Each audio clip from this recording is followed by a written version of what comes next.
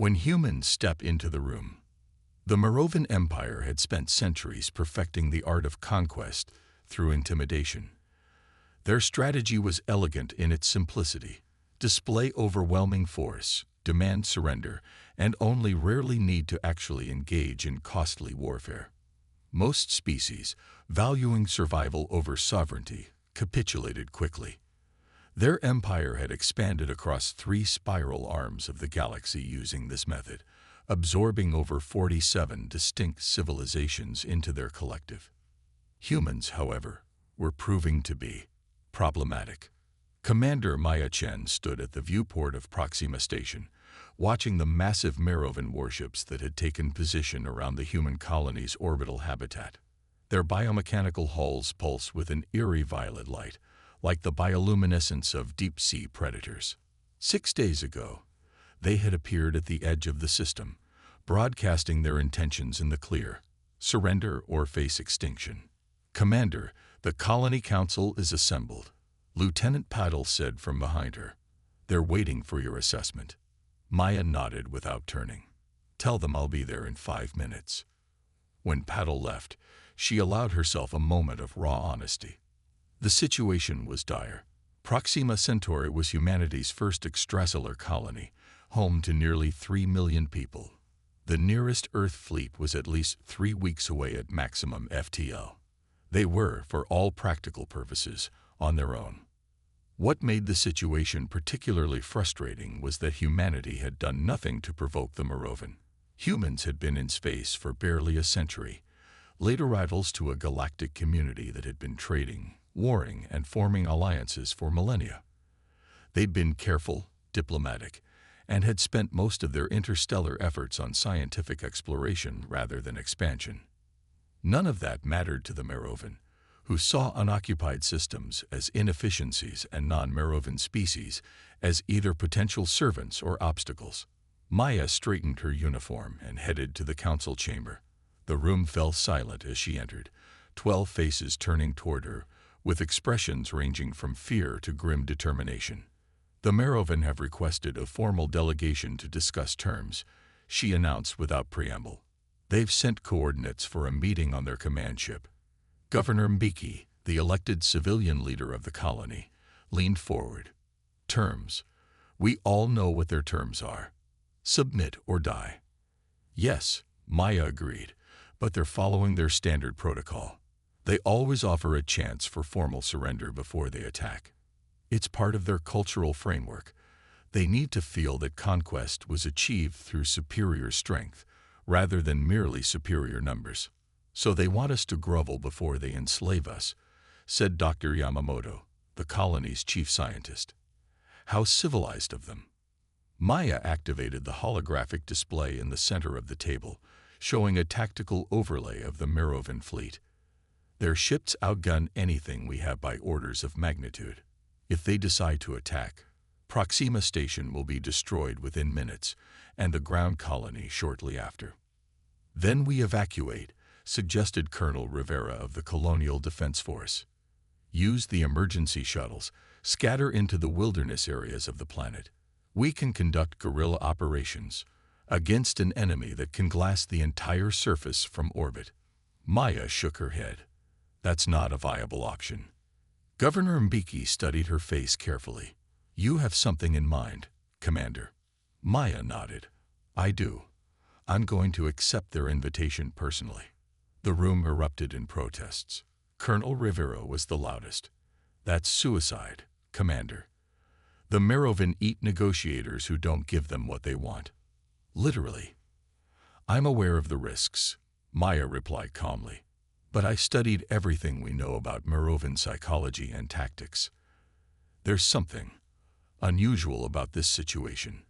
They've been hovering out there for 6 days. Standard Merovan procedure is to demand surrender and attack within 48 hours if they don't get it. They're hesitating. Waiting for reinforcements, perhaps, suggested the colony's economic advisor. Possibly, but I think they're uncertain. Humanity is an unknown quantity to them. We've had minimal contact with their empire before now." Maya straightened her shoulders. "And I intend to use that uncertainty to our advantage. The council didn't like it, but they had few alternatives. 4 hours later, Maya was aboard a small diplomatic shuttle, accompanied only by Lieutenant Patel and Dr. Yamamoto, heading toward the massive Merovan flagship. The Merovan shuttle bay was designed to intimidate. All harsh angles and exposed weapon systems, bathed in that same violet bioluminescence that seemed to be their aesthetic signature. As they disembarked, they were met by a contingent of Merovan guards, each standing over 2 meters tall, with chitinous exoskeletons and multiple arms, ending in what could be either natural weapons or technological augmentations. It was difficult to tell where biology ended and technology began with the Merovan.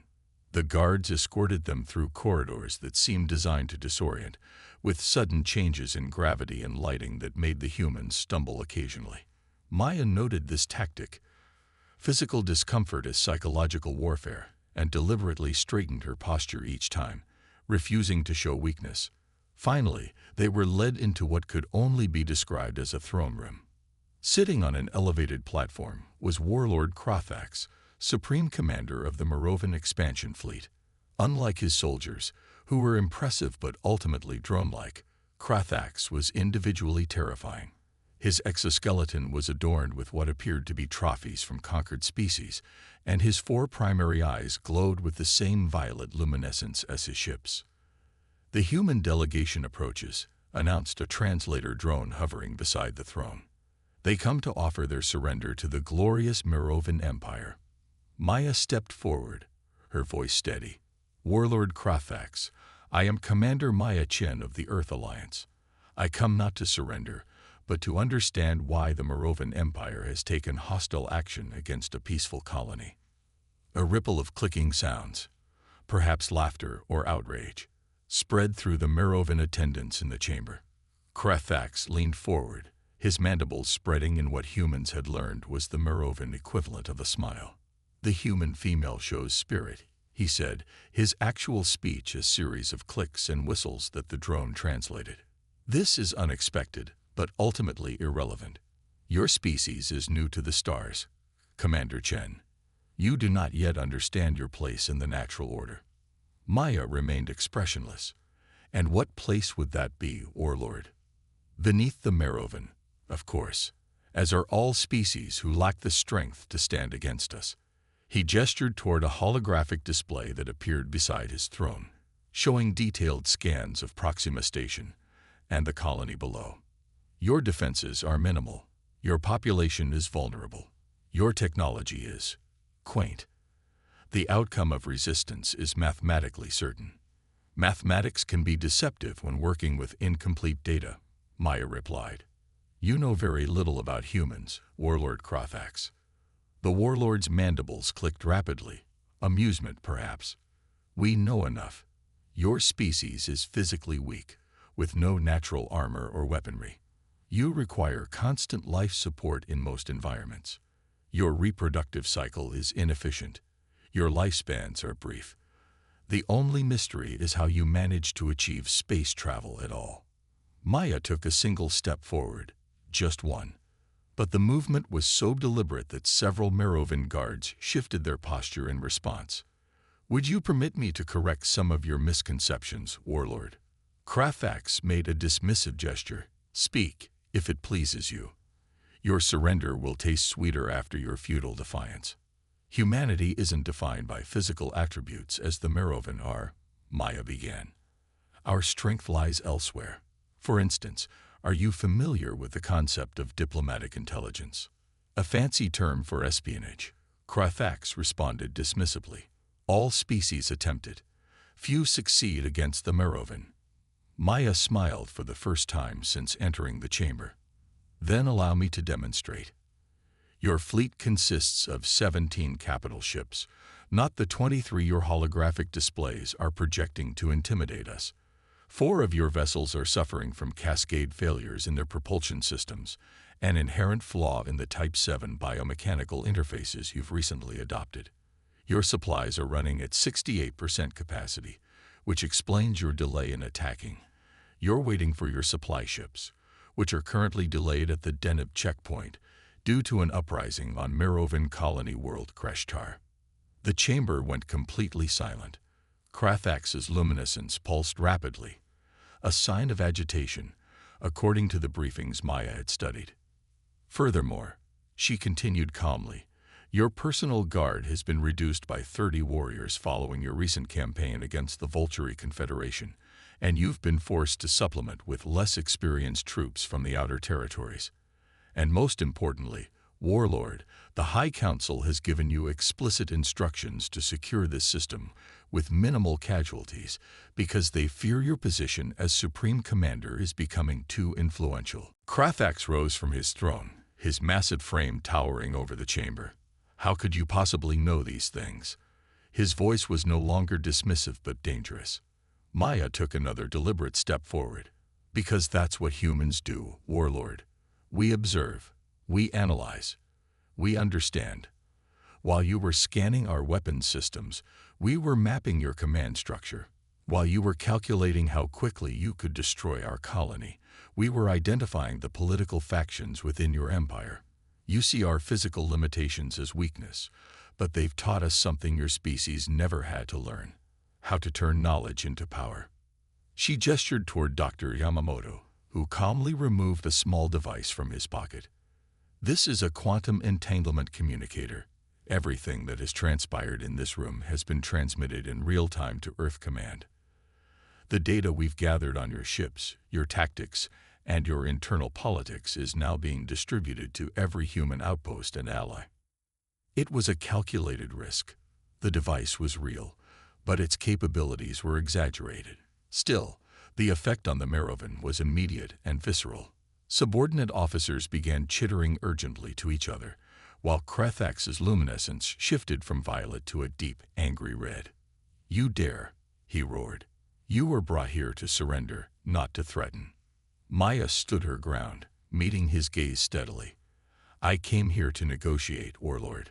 Now we can do so as equals, or you can destroy this colony and discover what happens when you make an enemy of humanity. Your choice. The Warlord's smile was gone. In its place was something humans rarely saw on a Merovan face: uncertainty. The step that changed the galaxy. The chamber remained silent for what felt like an eternity. Warlord Krathax's bioluminescence pulsed erratically, shifting between angry red and thoughtful purple. Finally, he gestured sharply, and all but his most senior advisors cleared the room. You have succeeded in surprising me, Commander Chen, he said once they were gone. Few species have managed that in my 3 centuries of conquest. Maya nodded, keeping her expression neutral despite the tension knotting her shoulders. Perhaps that's the problem with conquest as a primary interaction model, Warlord. It limits one's exposure to the true diversity of galactic civilization. Krathax descended from his throne platform, his multiple limbs moving with surprising grace despite his massive frame. Up close, Maya could see the intricate patterns etched into his exoskeleton. Not decorative, but a complex written language that recorded his personal history. You will wait here, he announced abruptly. I must consult with my advisors. As the Merovan leadership withdrew to an antechamber, Lieutenant Pidal leaned closer to Maya. That was impressive, Commander. But how much of what you said was actually true? Enough, Maya replied quietly. The Intelligence Division has been collecting scraps of information on the Merovan for years. I gambled that their surprise at our knowledge would be more significant than the accuracy of the details. Dr. Yamamoto clutched the quantum entanglement device, which was, in reality, an advanced scanner disguised as a communicator. They're discussing something intensely. The device is picking up massive neural activity, but I can't translate their biochemical signals yet. In the antechamber, First Advisor Cathar was urging caution. Warlord, this human female has demonstrated access to imperial secrets that should be impossible for a primitive species to obtain. This suggests either exceptional intelligence capabilities or powerful allies we are unaware of. Or deception, hissed war strategist Mulvik. They could be bluffing, using fragments of truth to imply greater knowledge. Krathax's mandibles clicked thoughtfully. Whether bluff or truth, the outcome is concerning. If they have such intelligence capabilities, they are more dangerous than our initial assessment suggested.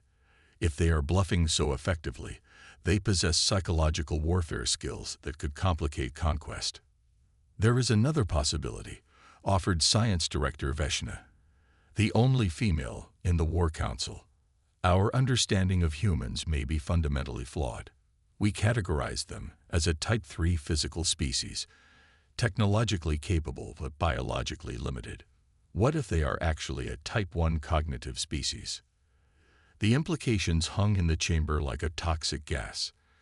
Type 1 cognitive species were rare in the galaxy, beings whose evolutionary path had emphasized neural capacity and social complexity over physical dominance.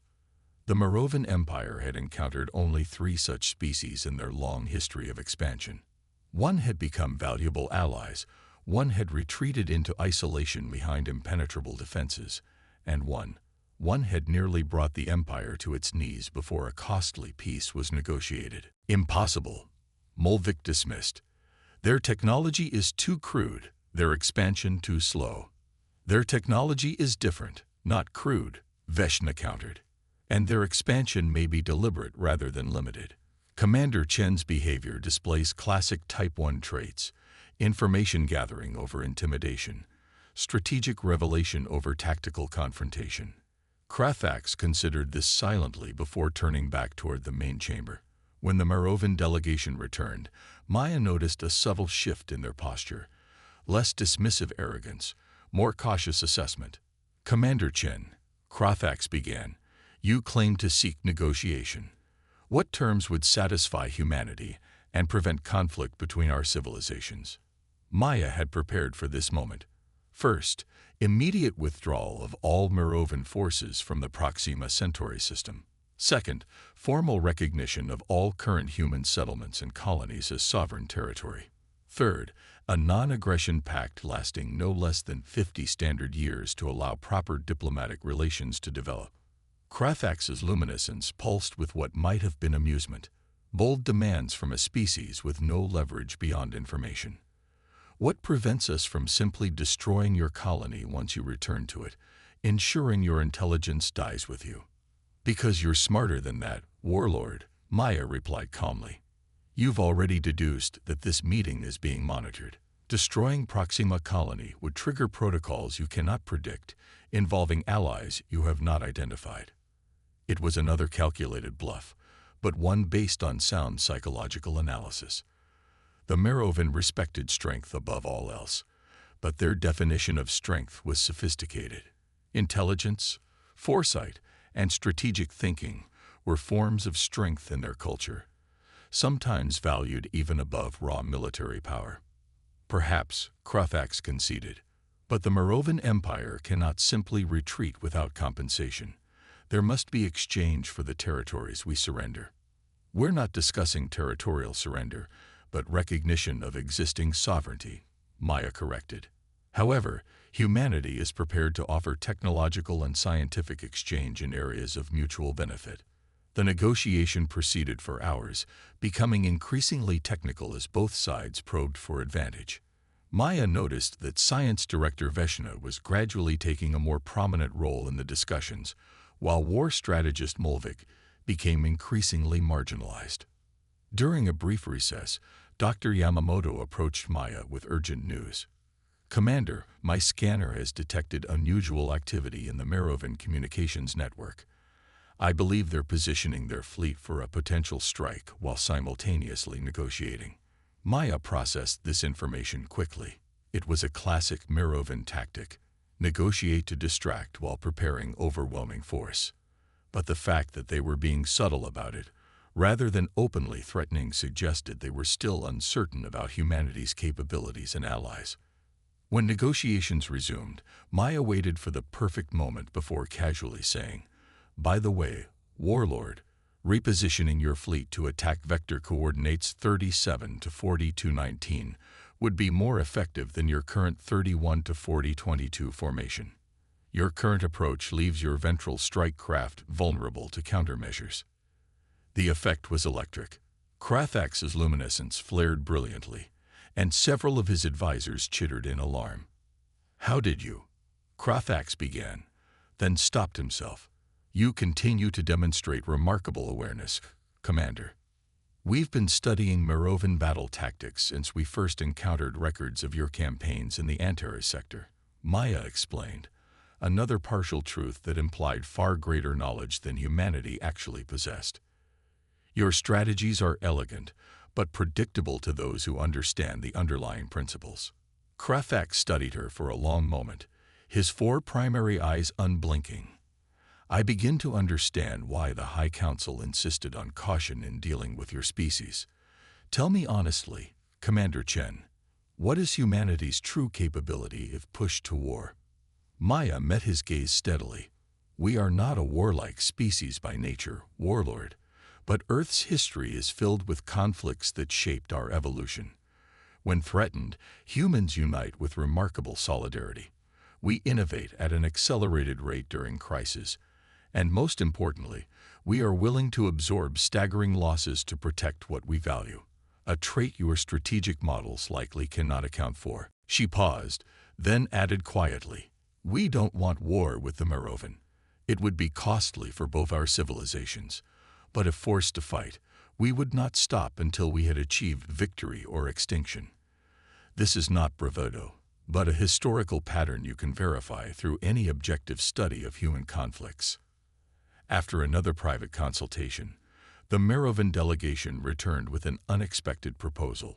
Rather than a simple non-aggression pact, Kraffax offered a provisional alliance, limited in scope, but including mutual defense clauses and technology-sharing provisions that would benefit both species.